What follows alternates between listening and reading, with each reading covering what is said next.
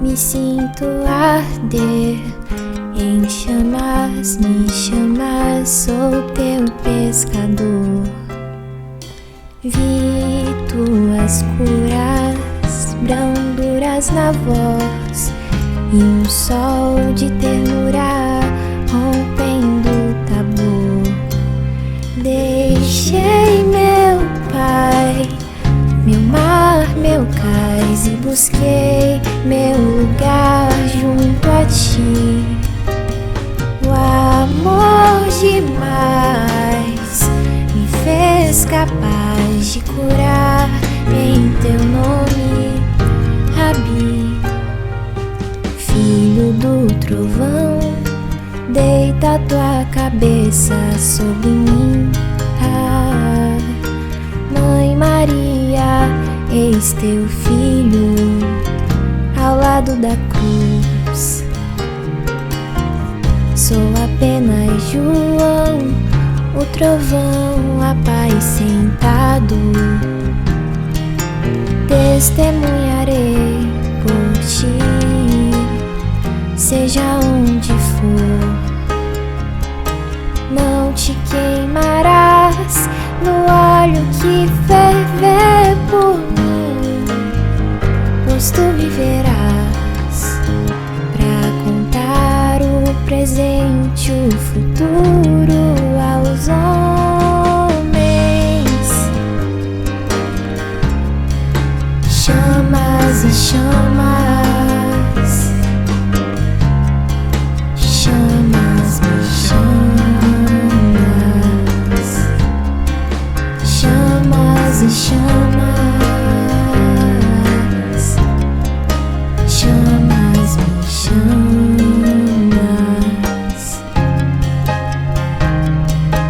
Mas nem toda a terra poderá conter todos os livros que se puder escrever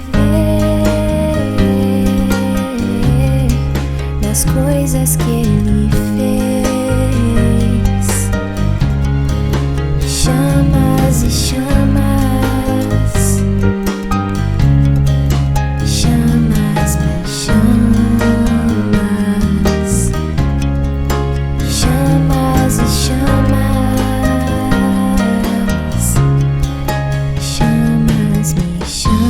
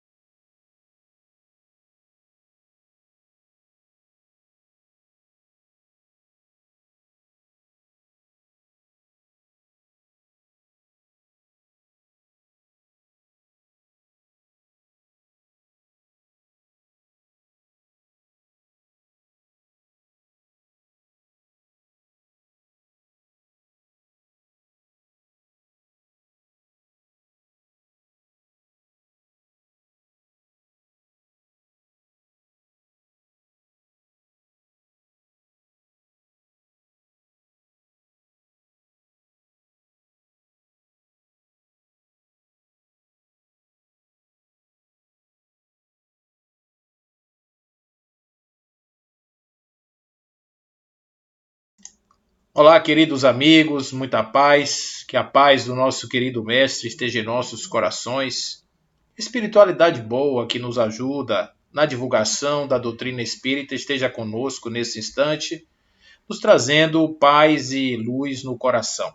Eu quero aqui, desde já, saudar os nossos amigos da comunidade espírita Nova Era, aí dessa queridíssima área sagrada do estado da Bahia, que é o Vale do Jiquiriçá. Um abraço ao nosso querido José Alberto, ao nosso querido Celso Seara, que está conosco, sempre nos oportunizando esses encontros com esses amigos tão queridos. A todos, muita paz. O tema que nos é proposto hoje, as lições que a vida oferece para o nosso desenvolvimento espiritual. São tantas as lições, são tantas e tamanhas experiências, que se nós fôssemos enumerar todas elas, certamente que nós encontraríamos dificuldade em estabelecer, primeiro, prioridades, estabelecer graus de importância, e até mesmo para a própria lista em si seria bem complicado a gente formar esse grande cabedal de possibilidades, de lições que são todas as circunstâncias que envolvem a nossa existência. O tempo todo nós estamos sendo cooptados a um desenvolvimento espiritual através das lições da vida.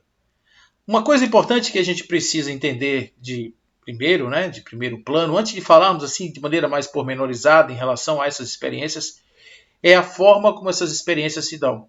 Então a gente tem uma expectativa que existem experiências boas e experiências ruins, experiências amargas e experiências doces, experiências prazerosas e experiências horrorosas do ponto de vista da percepção do ser. Mas é importante destacar que, do ponto de vista da evolução, o caráter da experiência é sempre positivo. Independente se ela nos traz uma sensação de prazer ou se nos traz uma sensação de dor, mas sempre a experiência é um convite à evolução. Se não a evolução imediata, pelo menos a reflexão que, no futuro, vai resultar em um processo de crescimento evolutivo. Então, temos aí, primeiro, que entender que às vezes está acontecendo uma coisa em nossas vidas e a gente não percebe que aquilo ali é uma grande oportunidade de aprendizado que está sendo colocada ali, diante de nós. A gente acha, não, isso aqui foi um acidente, isso aqui foi uma coisa que não deveria ocorrer, isso aqui está fora da programação, está fora dos registros, mas vamos começar a entender isso. Segundo a experiência dos espíritos e as lições que eles nos trazem, não existe experiência fora de contexto. Por quê? Porque nós somos os agentes da experiência. Nós somos os agentes que, através da nossa vontade, através do nosso desejo, através das nossas inspirações, nós somos levados a fazer aquilo que a experiência vai resultar, ou seja, que vai resultar na experiência. Ou seja, nós começamos o processo de alguma forma e experimentamos as consequências daquilo que fazemos. Então, quem começou? Nós começamos. Se houve uma relação humana, uma relação amorosa, uma relação de amizade ou de convivência qualquer, quem estabeleceu essa relação de princípio? Em algum momento eu aceitei o convite àquele encontro, em algum momento eu aceitei a possibilidade da convivência, em algum momento eu me sujeitei às condições da convivência. Em algum momento eu tenho que ser responsabilizado também por tudo aquilo que vai ser resultante de bom e de ruim daquela convivência, daquele espaço de existência que eu estou compartilhando com outros. Então isso mostra que realmente, assim, primeiro, a visão que nós precisamos ter sobre o mundo e sobre a vida. A vida é um laboratório constante de possibilidades. E aí nós vamos começar a fazer uma viagem do ser encarnado, né? Porque nós estamos falando da vida e aqui é importante a gente dizer que, claro, estamos falando da vida de um ser, de um personagem. Nós somos um personagem nesse momento em que estamos encarnados. Um personagem que tem nome, que tem uma carteira de identidade, que tem uma função, que tem um papel social, etc.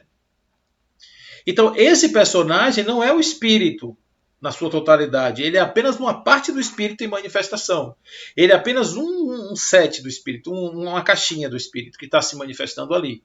É um conjunto selecionado de possibilidades. É um conjunto selecionado de aptidões, é um conjunto selecionado de talentos. Dentre todos os outros que o espírito já possui, aquele recorte é o personagem que está aqui agora vivendo a experiência humana. Portanto, esse personagem é esse papel, é essa pessoinha que nós podemos estudar e ver quantas possibilidades durante a vida nós encontramos para estar diante de insights evolutivos. Primeiro momento, o nosso encontro com a carne. No nosso encontro com a carne, nós temos aí uma fase que antecede a encarnação, que é a atração que nos leva àquele locus de nascimento, que pode ser não só a casa, não só o lugar que eu vou nascer, mas também, principalmente, as matrizes. A mãe e o pai biológicos que vão produzir aquele corpo. Essa atração que existe já é nesse momento, um convite a uma reflexão evolutiva. Por quê? Por que eu fui atraído assim de forma tão intensa para aqueles pais? Por que eu fui atraído para aquele pai que está numa condição abjeta? Por que eu fui atraído para aquela mãe que está numa situação complicada? Por que eu fui atraído para aquele lugar onde todo mundo está passando por uma situação constrangedora? Por que eu estou vivendo naquele lugar?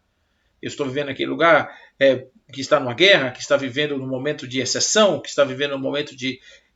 Por que eu fiz isso? Né? Eu fiz isso e aí, claro, o espírito, quando esquece, chega no personagem e diz: eu nasci aqui porque alguém não gosta de mim, porque eu fui castigado, porque Deus não foi muito comigo, eu devo ter feito alguma coisa errada. Na verdade, a gente esquece que muitas vezes o conjunto dessa obra e as circunstâncias do nascimento tem tudo a ver com a experiência que eu vou viver, que eu vou vivenciar nessa vida. Portanto, a escolha da experiência na carne já representa, de antemão, um grande processo de aprendizado, porque tudo que estará ali, quase tudo, sobretudo, estará contribuindo para a formação de um espaço experiencial necessário para o desenvolvimento, a eclosão de características no espírito que precisam ser desenvolvidas. Então, por que a pobreza? Porque o espírito, provavelmente, em outras circunstâncias, esse espírito já teve dificuldade com a riqueza. Por que, de repente, a fealdade não a beleza? Por que, de repente, a pessoa trazer aí uma característica de bastante benefício? Porque, às vezes, a pessoa precisa estar ali naquela condição para poder verificar o quanto ela já tem a possibilidade de superar as adversidades que vêm daquela circunstância. A pessoa está na posição de um rei, por exemplo, ele foi um déspota, e agora está na condição de rei para ser um rei bondoso, um rei harmonioso, um rei de construção de paz, que vai realmente promover o progresso e o desenvolvimento das pessoas. Então observe que esse locus ele já tem toda uma circunstância de experiência e tudo que vai nos permitir chegar aqui na Terra. A primeira experiência que a gente tem, primeira lição evolutiva é não despreze o espaço que você criou para existir. Não despreze. Considere esse espaço como o melhor espaço para a sua existência. Esse é o melhor lugar que nós poderíamos estar. Era o lugar mais adequado. E aí vamos entrar num espaço que é o espaço da convivência familiar. Essa pessoa entrou num espaço familiar. E aí vem os primeiros encontros entre o ser encarnante e seus pais. A amorosidade que vai nascer da mãe para o filho, etc., é um processo que vai ganhando, vai gradando, né? Vai gradando. E quanto mais a mãe curte esse processo do nascimento, quanto mais ela se envolve com aquele ser, mais constrói essa relação antes dele nascer. Então, o que é que acontece? Quando o indivíduo nasce, começa-se então a uma série de interações, que vai promover essa aproximação muito grande entre o filho e a mãe. E o pai também vai participar disso, claro. Então vai ter aí um ambiente de aprendizado recíproco. Então, quando a gente vai lá no Livro dos Espíritos e a gente observa essa questão, a gente vai ver o seguinte, que o primeiro espaço amoroso, o primeiro momento, que é esse momento do encontro, é um momento mágico, onde os pais eles têm a oportunidade de desvelar com seus filhos um amor tão grande que esse filho, à medida em que ele vai relembrando ou trazendo, fazendo ressumar do seu inconsciente conteúdos que estão atavicamente atrapalhando, que estão desde muitas épocas antigas, atrapalhando o desenvolvimento desse espírito, naquela relação específica com aquele pai, com aquela mãe, esse grande manancial amoroso dá uma amenizada nessa raiva, nesse distanciamento. Por isso é importante lá que eles estivessem juntos. Então, vem toda uma química, mas no primeiro momento tem esquecimento, para não ter problema, de lembrar e ficar criando problema. Então, a entrega total e a amorosidade promovida, inclusive, por reações endoquímicas, reações que estão dentro do corpo, produzindo ali efeitos amorosos entre aqueles seres. Então vai se desenvolver aí um primeiro momento. Esse primeiro momento, claro, se nós formos aproveitar aí para aprender, a gente vai ver o seguinte, uma oportunidade aí de desenvolvimento da amorosidade. Mães que às vezes não conseguem amar outras pessoas começam a desenvolver uma amorosidade com seus filhos. E é importante aí agora o amadurecimento do amor, porque às vezes existe um amor que ele é um amor muito infantil. Esse amor infantil é aquele amor da posse, é aquele amor da necessidade, ele é aquele amor da completação, né? É aquele amor do me faça feliz. É esse amor que é infantil, porque ele não pressupõe o indivíduo como um ser autônomo capaz de amar. Ele não pressupõe as trocas amorosas entre dois seres integrais e está sempre relacionando a um processo de completamento. Eu sou metade, eu sou uma banda, você é outra banda, a gente se junta, forma um inteiro, mas quando eu estou sozinho eu só sou metade e você também é metade. Então eu sou uma pessoa incompleta, você também. E a gente junto, a gente pensa que se completa, mas na verdade apenas a gente juntou coisas que são reciprocamente ausentes, estão reciprocamente ausentes em nós dois. Né? Então, isso não significa uma boa relação, significa uma relação conflituosa, uma relação que vai simbiótica, que vai ter efeitos nos filhos e etc. Então, aprender a amar com desvelo, com desapego, amar desapegado, isso é uma coisa interessante, parece um paradoxo, mas não é. É um amar de aprendizado. Então, esse primeiro momento é o momento de a gente entender que quando a gente se entrega ao amor, o amor floresce. Né? Então, esse momento, não importa quem seja o filho pode ter sido aquele que matou aquela mãe, mas o amor ali agora vai acontecer. Porque aquele que era o algoz agora é um neném, lindão, todo gordinho, fofinho, cheirosinho e tal. A mãe cai de amores por ele. Se ela visse ali o algoz, ela jamais se apaixonaria. Mas ela está vendo um bebezinho fofinho, e vai dar a ele um amor que depois, quando aquelas coisas começarem a surgir como highlights, assim, como flashes, o amor que está ali fundamentado vai suplantar tudo isso e vai acabar com aquelas querelas, aquelas disputas. Por isso é importante a gente não esquecer o poder que existe numa família, o poder que existe no encontro, no encontro. E é justamente aí que a gente começa a desenvolver um outro sentimento, que é o sentimento da amorosidade, que ele sai dessa relação de necessitado e provedora, ou provedores, que é no caso os pais, e vai para uma relação mais ampliada, porque inclui aí agora uma comunidade mais ampla. O indivíduo pacificado por dentro, ele é capaz de ser mais amoroso, ele é capaz de ser mais dado, ele é capaz de ser mais entregue. Então, no exercício dessa nossa convivência, a gente vai aprendendo a lidar com o outro, com as dificuldades do outro, com as necessidades do outro. A gente vai construindo um processo. E esse processo vai dando para a gente força para que a gente compreenda a vida no sentido mais amplo. Então, observe que o desenvolvimento da amorosidade ele não está restrito à família, agora está num ciclo que se abre, que se amplia. Então, a gente começa, por exemplo, a enfrentar adversidades nas relações. As adversidades nas relações são excelentes oportunidades de crescimento, porque a gente começa, então, a ter a ideia de que o outro, que é um agente de opinião, ele pode também não estar bem. Às vezes a gente se abala tanto com uma pessoa que diz umas coisas assim na gente, né, como se diz por aí, verdades, que em verdade são apenas verdades da alma que diz. São verdades daquele que diz, né? Quando Paulo dizia, quando Pedro fala de Paulo, eu sei muito mais de Pedro do que de Paulo, né? Freud dizia isso. Quando Pedro fala de Paulo, eu sei muito mais de Paulo do que de Pedro, e Pedro que de Paulo.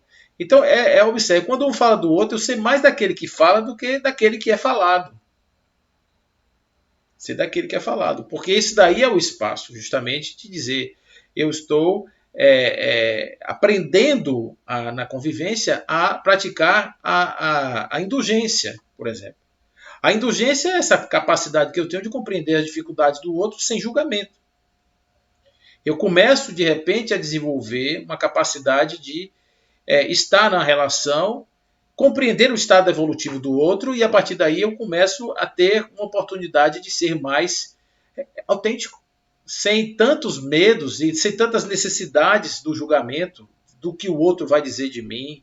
Observe como a gente hoje é tão assim preso a essa questão da opinião do outro, né? A gente está completamente prisioneiro a isso. O outro é quem determina o que é certo, o que é errado, o que é bom, o que é ruim para mim. Né? Então, quando eu começo, de repente, a separar eu do outro, a mim, né? Eu faço uma separação e eu começo a dizer, não, eu sei o que eu sou, eu sei das minhas limitações e sei das limitações que os outros também podem eventualmente ter. Ninguém está aqui nesse mundo num grau de perfeição para se colocar acima do bem e do mal e estabelecer um juízo de valor sobre o outro. Aquilo muitas vezes fala da pessoa, né? Fala muito dela, de forma muito intensa assim, sobre o que é que a pessoa carrega na alma.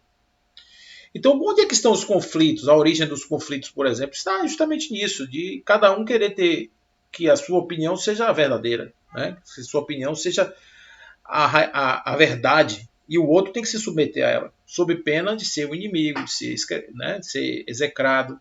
Isso não é uma coisa muito boa. Então, o convívio, a dificuldade do convívio é a oportunidade de crescimento. Porque quanto mais eu convivo com essas pessoas difíceis, complicadas, mais eu tenho a oportunidade de conhecer a mim mesmo e também de trabalhar outros aspectos, como a tolerância, a indulgência, a compreensão, o perdão. Eu tenho muitas possibilidades de desenvolvimento. Se todo mundo ficasse me adulando, os meus defeitos iam continuar potencializados, porque aí que eu ia pisar no acelerador.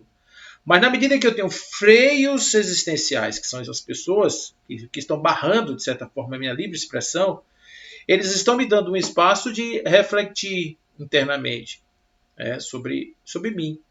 Não estou dizendo que eu vou ouvir o que a pessoa está dizendo e vou aceitar como é meu, não é isso, mas apenas um insight. Tem algo que não está ressoando bem, está batendo lá e está voltando com ruído. Então eu tenho que entender que som é esse que eu estou emitindo. Se realmente esse som está legal, se realmente isso aqui faz sentido, realmente isso aqui contribui. Então eu tenho aí na convivência, mesmo na convivência difícil, eu tenho muitos espaços do desenvolvimento e desenvolvo a amorosidade e desenvolvo também a grande fraternidade. Fraternidade é um sentimento que inspira-nos a partir, ou melhor, somos inspirados a partir da compreensão das dificuldades do outro. Então isso aí é uma outra coisa também. Temos olhos de ver e ouvidos de ouvir. Então, estarmos no mundo é o momento de estarmos aprendendo sobre nós e sobre o outro e de maneiras plurais, de fazermos com que nós sejamos realmente pássaros que voamos juntos.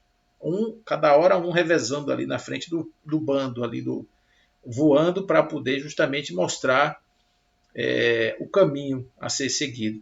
Então, isso é uma coisa que a gente tem que entender, que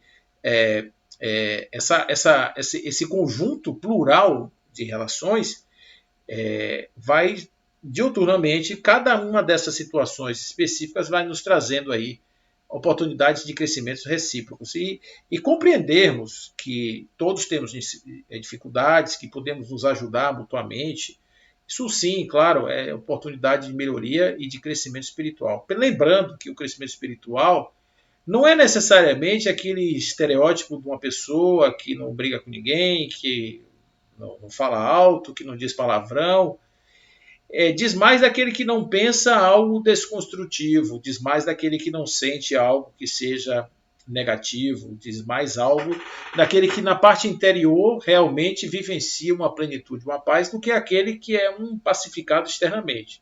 Porque muitas vezes nós estamos pacificados externamente, mas estamos de forma bastante complicada por dentro. Eu me recordo aqui de uma passagem do livro Sexo e Destino, onde o espírito que está visitando uma daquelas casas que eles visitaram ali para poder entender o drama daquelas famílias, ele está diante de um quadro e aonde o pensamento dos espíritos que estavam, a rigor, fazendo um estudo, quando eles viram uma cena que iria se tornar tórrida, eles perceberam que a maldade que eles tinham do fato que estava acontecendo, os pensamentos negativos a respeito dos personagens estava incitando a erotização dos pensamentos daqueles encarnados.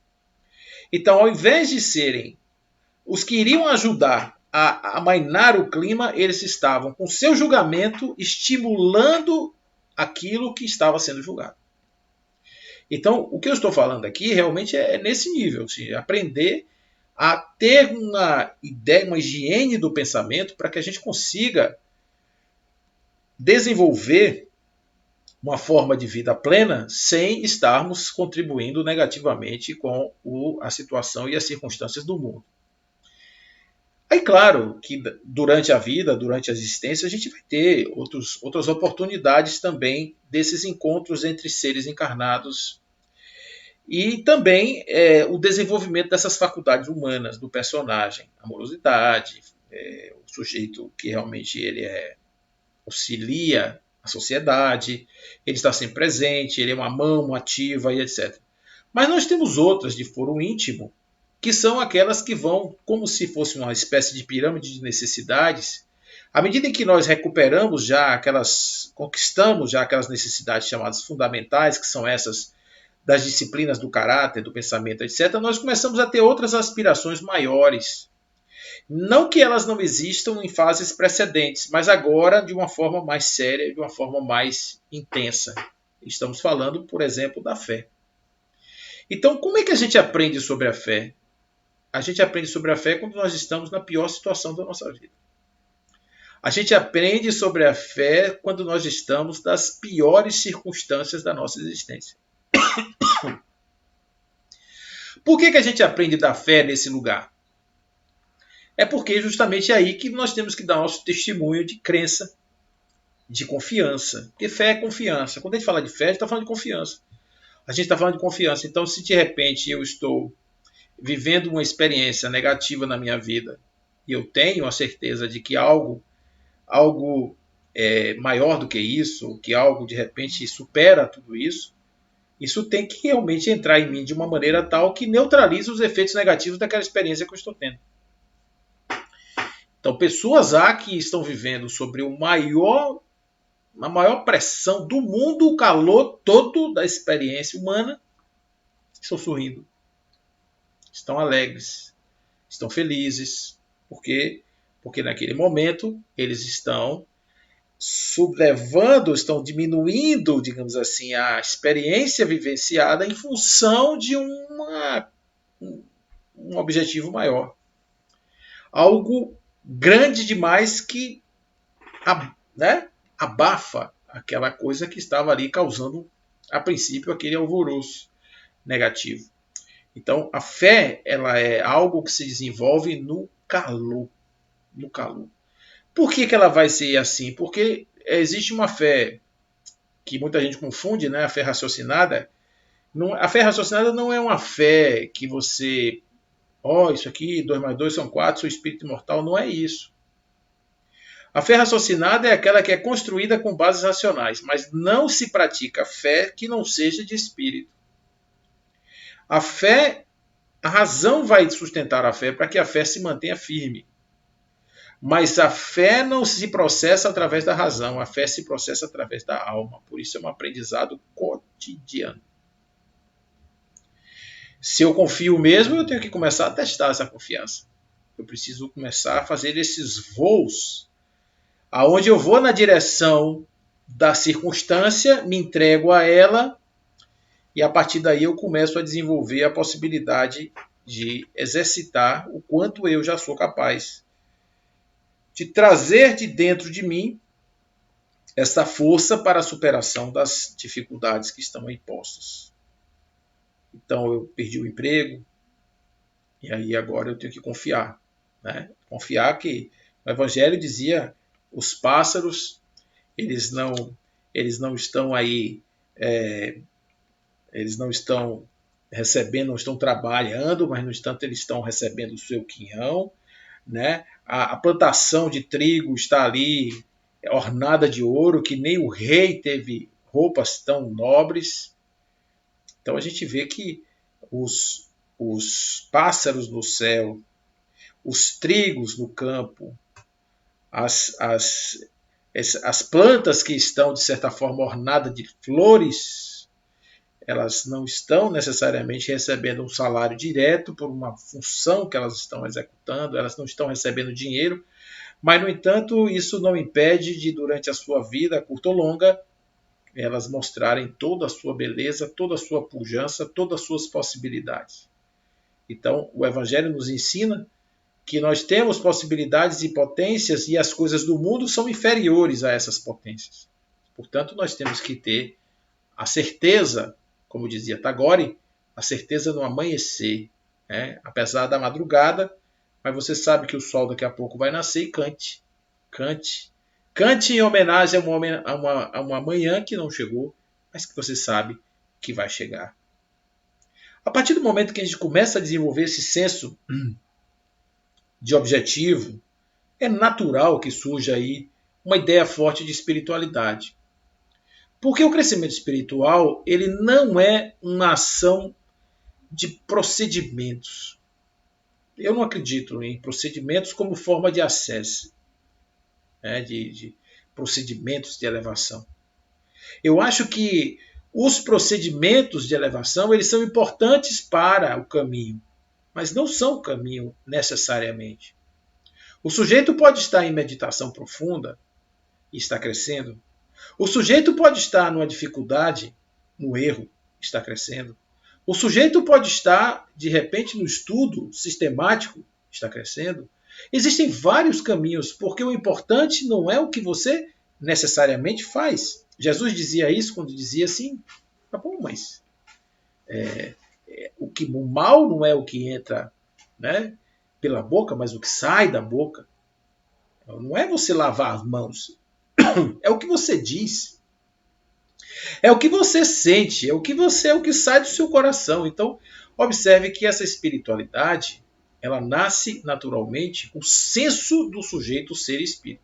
É um grande passo no processo evolutivo, é você construir a percepção de que você é espírito imortal. Não é do ponto de vista da razão, é do ponto de vista da vivência. Imagina, todos os seus valores de vida precisam passar por uma revisão natural na medida em que você vive como um espírito. À medida que você internaliza essa ideia de que você é um espírito imortal. Então, é claro que isso aí vai surgir naturalmente num processo de aprendizado. A espiritualidade inclui a sua autopercepção espiritual e a percepção do mundo espiritual. Todas as influências e consequências do mundo espiritual passam também a ser necessárias aí. E aí é onde vem as minhas situações do dia a dia. São aquelas lembranças, aqueles insights, aquelas vozes. São os meus momentos de oração, de encontros, são os meus momentos de meditação, são nas percepções que eu tenho quando eu estou diante de alguém, são aquelas percepções que eu tenho quando eu não estou necessariamente na presença de ninguém. São esses momentos que estão fazendo com que eu tenha a certeza absoluta de que existe um mundo espiritual e que esse mundo espiritual eu estou inserido nele não como médium espírita, ou como qualquer outro trabalhador dentro da casa espírita ou dentro de qualquer movimento espiritualista. Não, mas como espírito encarnado, eu sou parte disso. O que afeta a Joana de Ângeles, Emmanuel e outros espíritos que nós conhecemos, afeta a mim, afeta você, afeta a todos nós. Porque nós somos, durante esse momento agora, encarnados, mas estamos apenas numa experiência temporal, porque a partir de um determinado momento nós recuperamos nossa capacidade de sermos espíritos e vamos continuar aí conscientes, vivendo essa realidade. Então, o aprendizado da espiritualidade é fundamental para que eu possa dar outros encaminhamentos de valores na minha vida e passe a direcionar a minha existência em função de outros cenários. E isso, claro, que vai incluir uma série de mudanças na minha própria existência. E aí vem a ideia da simplicidade. A simplicidade é uma lição que a gente vai aprender quando a gente compreende que há uma desnecessidade de muitas coisas. Há uma desnecessidade de acúmulos enormes. Há uma desnecessidade de situações e circunstâncias que vão fazer com que eu simplesmente me torne alguém que seja um mero acumulador barato. Então, eu simplesmente passo a ter a possibilidade de compreender que existe um algo mais importante em mim, em minha alma, do que necessariamente nas coisas que me ornam na periferia do meu personagem. Então isso realmente é algo importante também. E eu vou aprendendo esse desapego, eu vou aprendendo essa simplicidade, vou aprendendo realmente essa coisa que vai me dando uma noção de importância das circunstâncias. Né? Eu vou começando a entender assim, será que isso realmente é algo que preenche meus escaninhos? Será que isso realmente é o que eu quero? Será que isso realmente é o que eu... Esses serás estão aí postos e colocados. Recentemente faleceu aí um rapaz, um jovem, que fazia uma viagem grande com seu cão. Né? Ele faleceu, teve um acidente de veículo e tal, ele desencarnou juntamente com o seu cão. E fica aquela história, né, do que o sujeito tal faz uma viagem, uma aventura dessa, mas ele começou a aventura no vazio existencial. O vazio existencial, às vezes, ele não é uma coisa ruim, não, gente. E, às vezes ele é uma necessidade que o espírito tem de sair em busca de si mesmo. Parte de uma dor, e nessa dor ele estimula. Qual o perigo de um vazio? O perigo de um vazio é quando você cai nele e não consegue sair.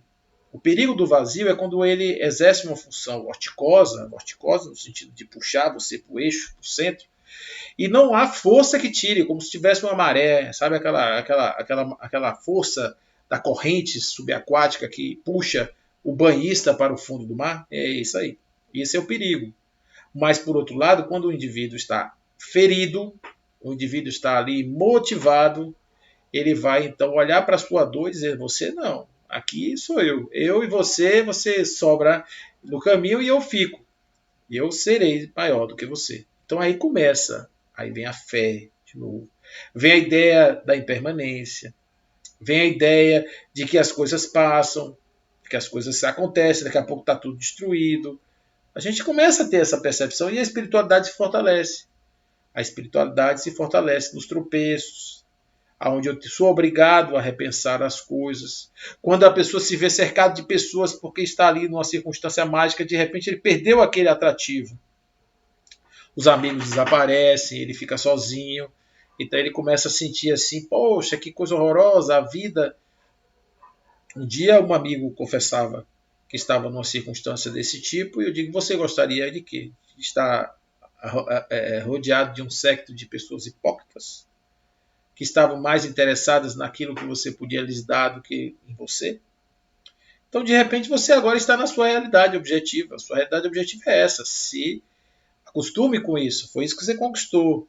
Então, se você quer fazer alguma coisa diferente, siga a máxima do Padre Germano. O Padre Germano tinha uma máxima interessante, que quando era alguém assim, que estava numa circunstância desse tipo, ele dizia: pegue os últimos dias de sua vida e dedique de tal sorte às pessoas para que quando você morrer, pelo menos alguém chore sobre você. Ele usava essa máxima, né? Então, pelo menos alguém olhe para você e diga: meu Deus, olha aqui, que falta imensa o mundo vai fazer. E aí ele conseguia, inclusive, fazer reversões incríveis. As pessoas eram modificadas, eram levadas a um outro patamar. Por quê? Porque eles entendiam que a dor de estarem sós, estarem ali abandonados pelos amigos, etc., isso lhes dava de alguma forma, essa dor no peito lhes dava um estímulo para que eles pudessem de repente passar para um outro lugar. E aí vem como experiência da simplicidade o próprio desapego, que também é um aprendizado. Então, onde é que a gente aprende sobre o desapego? Compreendendo a impermanência. Então, compreender a impermanência é a melhor experiência para que a gente possa aprender o desapego. Então você observe, por exemplo, compre uma fruta nova, e bote na fruteira à sua frente. E observe o que acontece com essa fruta ao longo dos dias. Ela vai deperecendo, vai murchando até a hora que ela desaparece. Praticamente ela acaba completamente. Aquilo que era o sumo, a carne, desaparece. Ali não tem mais nada, só tem um espectro do que foi a fruta. Então isso mostra que há uma passagem das coisas. E a fruição é passageira. Ela deve acompanhar o fluxo das coisas. Jamais a fruição deve ser uma amarra de aprisionamento. Não, porque isso aí é um engano. A pessoa se prende a uma coisa que não lhe pertence e sofre. Buda dizia isso. Quando a pessoa está presa a uma situação e ela de repente não tem saída, né? Começa a sofrer, porque fica querendo resgatar algo que ele não tem controle nenhum, não tem controle sobre isso. O processo da impermanência não há controle sobre isso. E por isso a pessoa sofre E sofre porque, de certa forma, aquilo que nós conversávamos lá atrás. Sofre porque passa por uma experiência de construção de si mesmo que inclui essa questão da dor. E aí vem uma questão importante, que é, entendendo a impermanência, a gente começar a ter uma ideia mais alargada a respeito do próprio Deus. A respeito de Deus. Que a compreensão de Deus é importante para o desenvolvimento espiritual. Porque o indivíduo ele sai de uma condição de heteronomia para uma condição de autonomia. O que é isso? O sujeito hoje ele está numa condição de ser altamente dependente de tudo. Dependente dos externos, que valoram sua experiência positiva ou negativa, dependente de família, que lhe dá um suporte emocional, dependente de recursos materiais, que lhe dá uma ideia de valoração presencial aqui na vida, e também espiritual, porque ele acha que ele está protegido, está sob a égide de forças espirituais maiores que estão protegendo e zelando pela sua vida. Então ele está todo cercado de agentes de fortalecimento, de solidificação da sua vida. Porém, isso não é verdade, porque a gente sabe que as coisas passam, o que é hoje pode não ser amanhã. Então você imagina o seguinte, o sujeito estruturou toda a sua existência do personagem em cima de coisas que ele não tem controle nenhum. O que pode acontecer quando essas coisas desaparecerem? Ele fica na rua da amargura, né? Sem eira e beira. E com isso ele começa a ter o seu processo de desfalecimento em vida.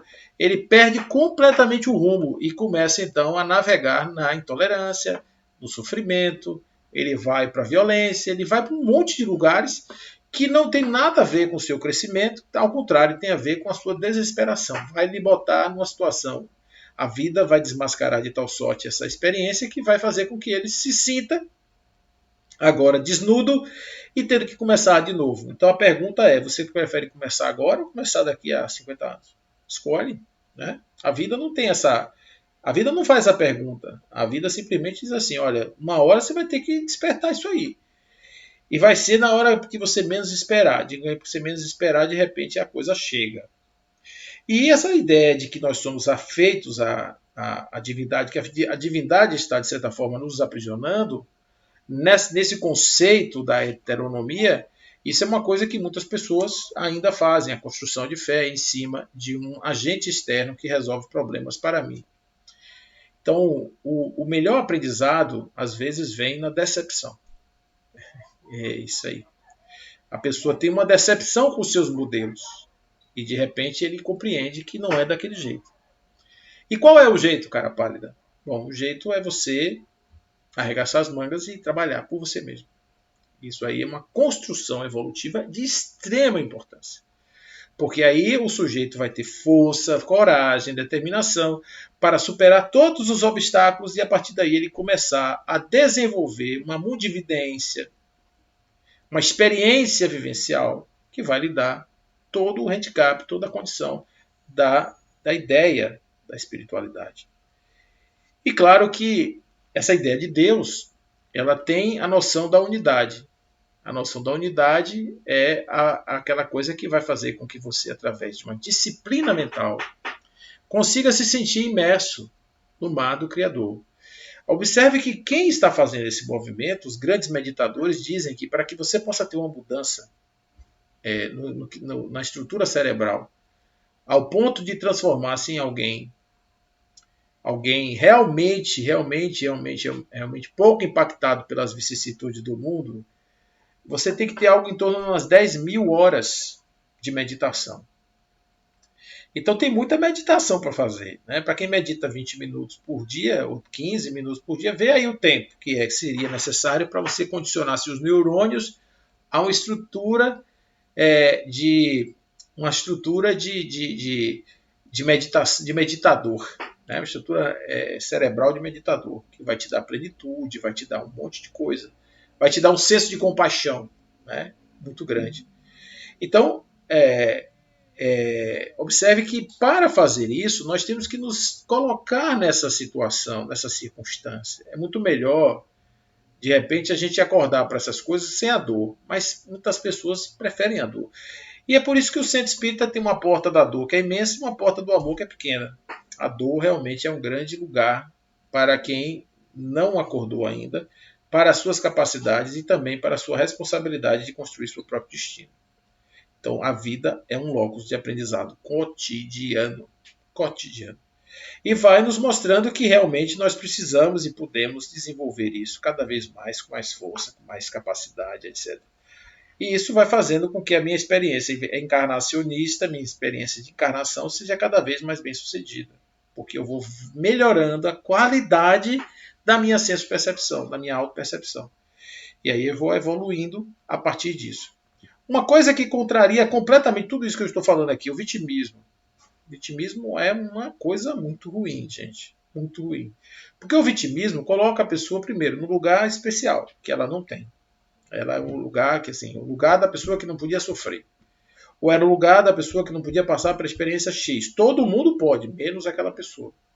Então, o vitimismo diz assim, você, feio, você e aquilo, você está sempre fora. E esse lugar do vitimismo é o lugar da heteronomia. Do mesmo jeito que empodera de fora, destrói de fora.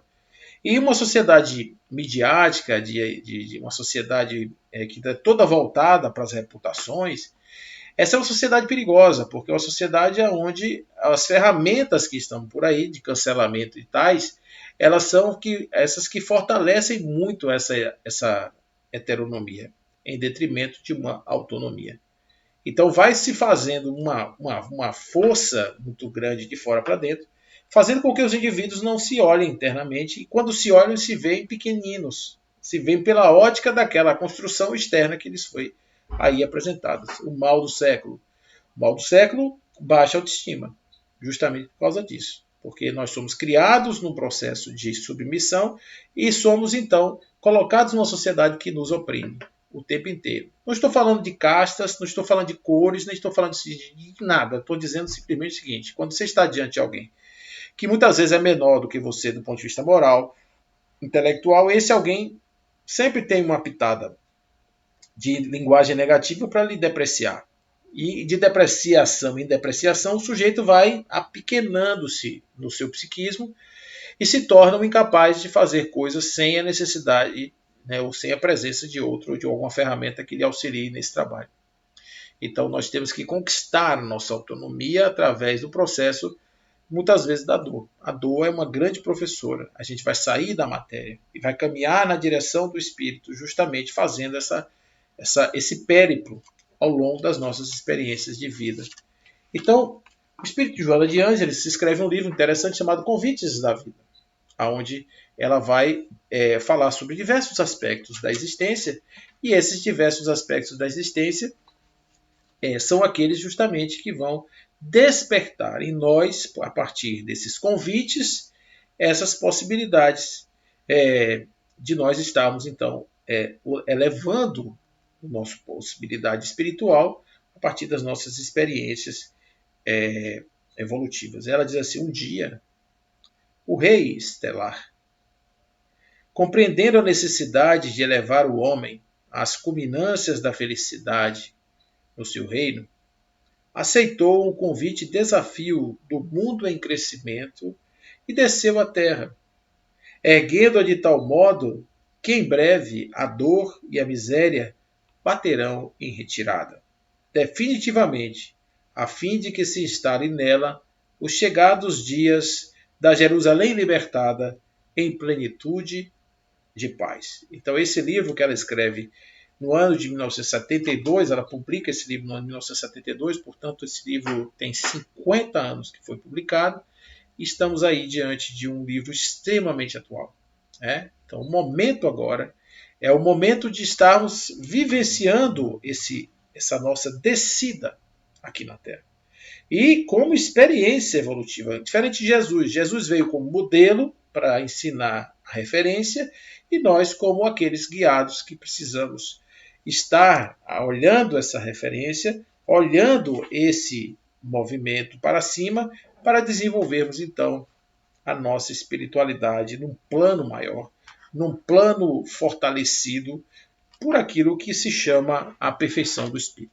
Tá certo? Então, os convites estão aí o tempo inteiro e as oportunidades são inúmeras para que nós possamos, a partir delas, compreendermos o verdadeiro sentido da vida e a razão de todos nós estarmos aqui. Que a paz do Cristo esteja em vossos corações, que a espiritualidade amiga os proteja sempre, estejamos em paz, em nome de Deus, que assim seja. Paz do mundo começa em mim. Se eu tenho amor, com certeza sou feliz. Se eu faço bem ao meu irmão, tenho a grandeza dentro do meu coração. Chegou a hora da gente construir a paz. Ninguém suporta mais o desamor. Paz pela paz, pelas crianças, paz pela paz, pelas florestas, paz pela paz, pela coragem de mudar. Paz pela paz, pela justiça, paz pela paz, a liberdade, paz pela paz, pela beleza de te amar. A paz no mundo começa em mim. Se eu tenho amor, com certeza sou feliz. Se eu faço bem ao meu irmão, tenho a grandeza dentro do meu coração. Chegou a hora da gente construir a paz. Ninguém suporta mais o desamor. Paz pela paz, pelas crianças, paz pela paz, pelas florestas, paz pela paz, pela coragem de mudar. Paz pela paz, pela justiça, paz pela paz, a liberdade, paz pela paz, pela beleza de te amar. Paz pela paz, pelas crianças, paz pela paz, pelas florestas, paz pela paz, pela beleza de te amar. Paz pela paz, de um mundo novo, paz pela paz, a esperança, paz pela paz, pela beleza de te amar. Paz pela paz, pelas crianças, paz pela paz, pelas florestas, paz pela paz, pela coragem de mudar. Paz pela paz, pela justiça, paz pela paz, a liberdade, paz pela paz, pela beleza de te amar.